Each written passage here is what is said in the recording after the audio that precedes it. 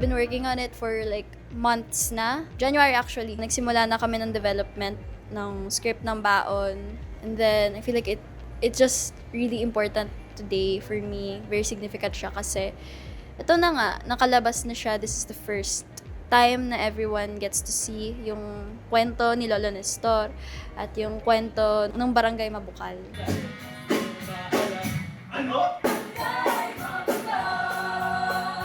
Yung lolo ko kasi, it's been 3 years na naman pero namatay kasi siya and I felt like I needed to talk about it in a way. Napaka-random medyo pero in a way fated.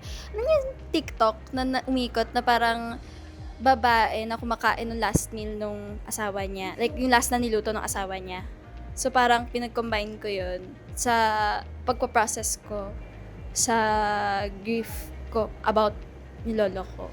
So ayun, basically, ito yung love letter ko sa kanya. Ako na yan! Actually, dalawang ibig sabihin yan. So, like yung baon, as in baon na pagkain, like yung binabaon mo, tapos yung baon as in nakabaon sa lupa. So, double entendre siya. It's about community and it's about how you grieve together instead of alone. Hindi ka naman mag-isang nag-grieve and you learn more about a person through the community that they're around or the community that they influence. Parang ganun. Para sa pagmasa ng pag-asa. Hello po, ako po si Chelsea Derla and I play the role of Shaira, marasigan sa Baon. Dahil parang breadwinner ang atake ni Shaira and very ately, very motherly.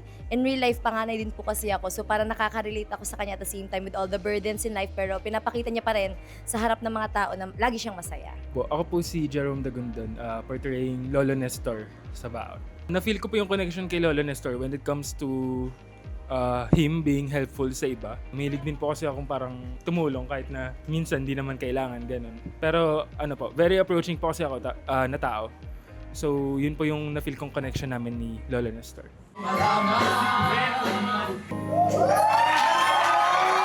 Come watch Baon po, May 16 and May 17 po. Meron pong isa pong showing sa May 16 and May 17, if I'm not mistaken, is 4 shows. So, ayun, manood po kayo, please, please, please. Bring your family, bring your friends. Yun lang po. Thank you!